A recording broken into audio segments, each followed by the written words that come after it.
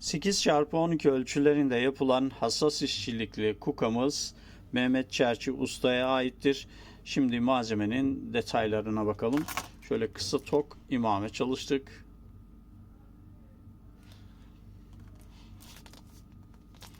Düz ağız yumurta çalıştık. Elde duruşu bu. Çekim lezzeti tabii ki tartışılmaz.